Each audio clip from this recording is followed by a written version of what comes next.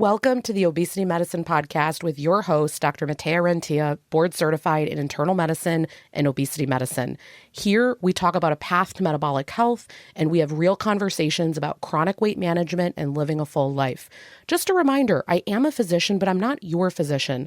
So everything that's on this podcast is for informational purposes, but please go talk to your doctor about what's right for you. There is no medical advice being given on this podcast. Welcome back to another episode of the podcast. Today, I am in a totally different location than normal. I found a co-working space that's not too far from my house, and they actually have a room that you can rent where it's a podcast recording studio. Now, are we going to get all fancy with a big mic and all this kind of stuff? No. In fact, right now, I'm just in the exploration phase to figure out if this space is going to work for me. I love the fact that they have maybe we can put some photos in this blog post for this episode. So I want you to look out for that. I'm going to take a few photos today and we'll upload them there. But so click on, in the show notes, there'll be the link for renteaclinic.com/blog. And the most recent one, I'll put some photos of where I'm sitting. So they have on the walls, they're called I think they're like dampeners where it makes the sound quality really good, right? So you're not having this echoey noise. So that's all incredible and everything. Now, things I didn't think through. When you come to a communal rented space, you have to bring everything with you. That is a big pain in the tush. I mean, I came today with such a big bag. You have no idea all the things you need. You need your laptop. You do have a microphone here, but I have a microphone that I normally like. There's just so much that I had to bring. So it was a total pack mule situation. And honestly, it made me question if this is actually going to work in the future. So stay tuned. We might even, as of next week, say abort. One of the main reasons that I got to this space is because I thought, hey, if the sound quality could be better, if we could also do video, if we could also, get this out on YouTube, things like that. And then if I'm really being honest with you, I hate recording video at the same time when I do the podcast. I have now been podcasting for, I don't know if it's 5-6 years. It's been a long time because I had a previous podcast for several years. And there's something about when you bring video into it where it changes it. I don't know if it's that you're looking at yourself on there or what it is. And ironically, you all know me. I love making short videos online to educate, but I just don't enjoy combining the two. So this is an ever-evolving process. I always say I reserve the right to change my mind absolutely tomorrow. But anyway, I'm sitting in this space, really liking the acoustics in here. So hopefully what's coming across is good. Now, what I really want to spend some time today talking about is how these GLP-1 medications are about far more than just weight loss. And I want to bring up a few really amazing studies, some different medical conditions that they're helping with, and then also just a little bit of the nitty-gritty science, because I feel we don't dig into that much. And something that made me realize, my Lord, we need to talk about this a lot more, is that if any of you are not familiar with Jillian Michaels is a trainer, right? She doesn't have more training than that, really. And she got big in the world in the past, kind of social media-wise, because she was one of the trainers on The Biggest Loser, which we know was one of the most abysmal things long-term, with majority of them having gained all the weight back, although she'll try to tote, and I know this because I listened to a podcast of hers recently, she'll try to say that 30-something% of her personal clients didn't gain the weight back. So okay, I guess that is better than the national average. But the point is that she sort of gained in popularity with that, wrote several books. To me, she was very influential when I was younger. I did her workouts, of course, that injured me. I read her books. And so, I knew who she was.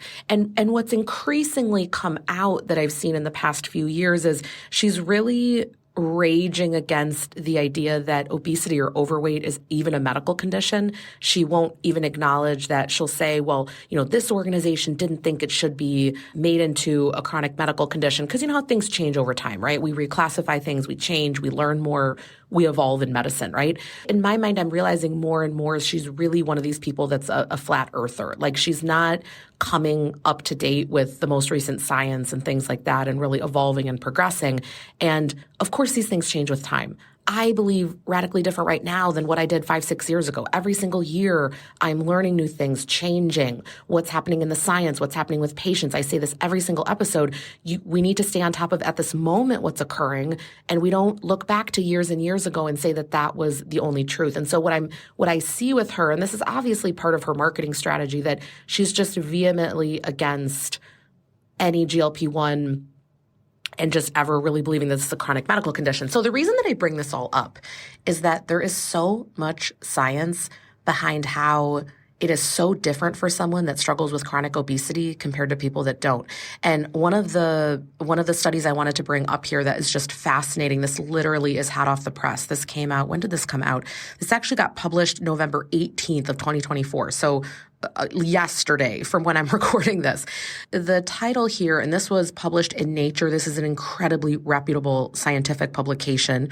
And the title here is Adipose Tissue Retains an Epigenetic Memory of Obesity After Weight Loss.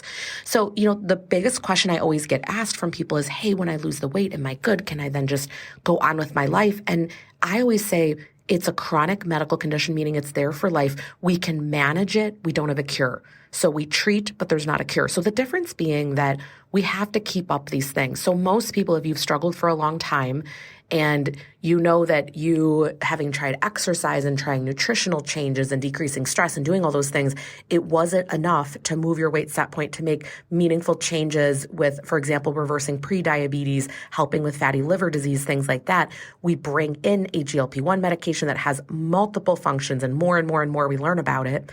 And then you're finally able to treat that, but it doesn't mean that it's entirely gone. So we've reversed some of the things. We're helping with some of the things, but it's not gone. And so this paper really showed that they used, it was a rat model that they were looking at. They showed that even after they had lost weight, there were still RNA transcription changes. This is the code that your body uses to make protein within the body. So there's a whole way that we bring it from the DNA in our cells. We make RNA, that's the messenger, and then your body is able to make a protein based on that. And these changes persist after weight loss. And then what they saw consequently is quicker rebound weight gain.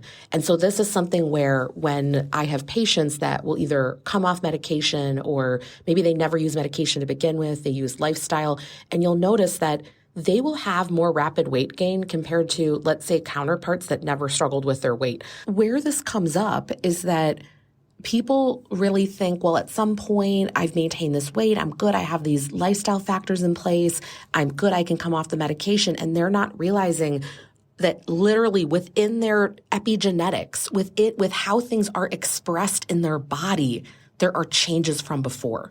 And so this is something that, wow, is this validating? Because I know this working with patients, but then for the science to really back it up, it's really incredibly powerful. So when someone like Jillian Michaels is saying, well, just do X, Y, Z, these changes do not occur in other lower weight counterparts that have never struggled with this. Literally, this does not occur. Okay, so that's just one thing that kind of made me think along these lines. But I was sitting there, and it's been honestly an explosion recently of updates from long-term trials and new trials that are just showing ever-increasing benefits of GLP-1s and GIPs. So meaning Semaglutide and Tirzepatide. So again, Semaglutide is Wegovy Ozempic, Tirzepatide is Mounjaro Zepbound. And so I just want to talk about a few of these areas. And the main thing here that I really want to stress is that this is more than weight loss. If it was just about weight loss, there's a million things you can do, but listen to all these benefits. This is why it's not just the weight goes down. So number one, we're seeing, I just did a review online of a study that showed significant improvements in sleep apnea for moderate to severe patients. That was the group that they had in this study. And so that is absolutely incredible. We know that obstructive sleep apnea is something that leads to so many health consequences, a lot of them being cardiac. And so for that to improve is an absolute win. There is other studies that show improvement with liver function. And what I mean by that is reversing fatty liver. So non-alcoholic fatty liver disease, this is something that is increasingly common as our population has had an increased weight set point. And so oftentimes they'll say, well, lose weight, right? Okay, great. But that's not always possible for everybody. And so with use of these medications to see that has improved. The other thing that we're seeing are dementia risk going down, which that is something, progression of that is something that is incredible. And I'm sure there's lots of confounders there, right? Because we know now, for example, another continuation study showed that the chance if you were on Tirzepatide of developing type 2 diabetes was decreased by 94%. that is phenomenal. So obviously, if you're not developing things like diabetes, then stroke risk and cardiac risk, things like that are going down, and I'm not shocked that dementia gets better. Okay, the other thing that we're kind of keeping along those routes, we knew before that cardiac risk goes down. We know that, so risk of future things like heart attacks going down. We now also have a study that shows with Tirzepatide that heart failure, that goes down as well. Lots of improvement in that, which is just super significant. And everyone's saying, hey, it's now putting Tirzepatide on the map. This is incredible for heart failure patients to have some options to help with that. Okay, the other one that I thought was just super incredible is showing that with Semaglutide, patients that are on that versus being on placebo, that they had significant improvements, not only in weight loss, like obviously we know that, but also significant improvements in their pain score. So for example, their knee pain, and also better improvements in activities of daily living. So actual quality of life improving. Okay, the other thing, let's see, were there more that I had on here? Because I just wrote a brief list. I didn't really even go through everything. So I wanted to dig in here. You know, when we say, well, cardiac risk improves, this and that, I am going to have on the podcast soon Dr. Simon Lee, and she is a really great cardiometabolic cardiologist. And she talks a lot about how these medications actually affect the cardiac system. So she talks about 3 areas that it protects within the cardiac system. So she talks about, number 1, the endothelial function improving. So endothelial function, it's the lining of the blood vessels. So it's more relaxed. And so that helps you. For example, your blood pressure can go down. Okay, number 2, that these medications can release ANP, atrial natriuretic peptide. It's like urinating out salt. So again, that can help to bring down blood pressure. And then number 3, they decrease inflammation and cholesterol levels, so you have less plaque buildup. So when we talk about this, I think everyone's always sitting there sort of, again, I always come back to it's the same argument I hear every single day, which is, oh, weight should be something where you just have more motivation and you just eat less and you move more and that. Well, guess what? People have done all that and it doesn't work. So there are so many different drivers and physiologic things that are not working anymore, metabolic things that are off. And when you hear the function of what things are actually getting improved and helped, no wonder people finally have a fighting chance at this. And we're seeing so many different cardiometabolic parameters improve.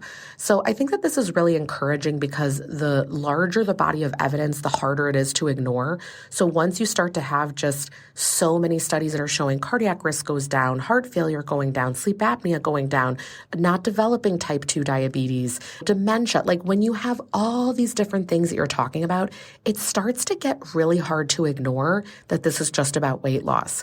So I'm really hoping that the more we can shift this conversation to look how these metabolic diseases improve or don't occur to begin with, right? Remember, we don't always want to be chasing our tail. Once you've already developed, for example, type 2 diabetes, it is much harder to treat than if you could have done that before. For example, with Semaglutide, if you look at how much someone with type 2 diabetes is able to lose compared to someone that does not have that condition, the person that does not have type 2 diabetes can lose a higher percent. So for example, like 15% total body weight loss, and someone with type 2 diabetes, it might only go up to 10% that they can lose. We want to get to things before they're ever a problem. But again, I'm just sitting here reflecting on, and this was my fault. I listened to one of Jillian Michaels' podcasts because someone in the obesity medicine community, 2 very reputable physicians had come on her podcast and were kind of debating her and trying to bring this information to light for her. And it was really a firing squad of her just holding on vehemently to her beliefs and literally ears plugged. She was totally not listening. But when I was listening to that, I was thinking, right now she can do whatever she wants to do.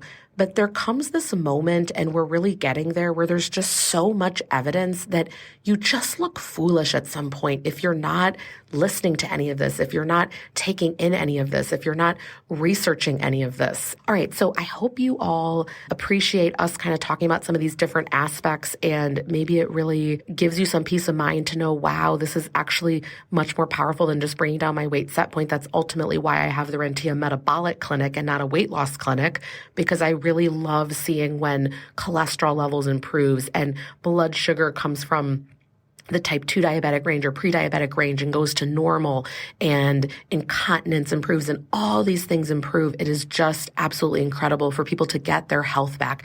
I was talking to a patient the other day, and this person said, I just feel much more energetic. I just feel like I can do all these things easier. And that's what it's about. It's actual health improving. It's never been about shape shifting. It's never been about what size you are or things like that. It's really always about health. And this is a hard shift because most people are just obsessed with what the scale number is. And you know that I'm really about body composition, you making sure to keep all that muscle mass as you're losing weight, or to make sure that you're not saying, well, I need the scale to go down even more when you actually have maybe 15 pounds more muscle compared to a counterpart of yours. And it really doesn't make sense. So anyway, I'm going to leave this here today. Today was a little bit more of a sciencey episode, but I hope that you appreciate it and that it's hitting home for you. I want to ask you a massive, massive favor. If you are listening to this podcast and you have not left a review, please do that for us. It really helps us to get the word out and to spread this out more. That marks the end of today's episode. But if you're newer to the podcast, I want to tell you about something that we have, and it's a free podcast roadmap. So this is perfect for any of you that are listening where you want to be directed to very specific episodes. So let's say that you are just starting out and you want to know, what should I do right when I start on the medications? Or you're experiencing certain side effects on the GLP-1s, or you want to know what to do if you're in a plateau, or if emotional eating is taking over, or if hunger levels are high. So we have many different categories of episodes that we've talked about, because there's a lot at this point. So if you want to be able to navigate that very easily, we have it broken down by category and also the episodes that are there, and we hyperlink to everything. So you can just click on it and find the episode, easy peasy. If you want that, you can go to renteaclinic.com/podcast roadmap.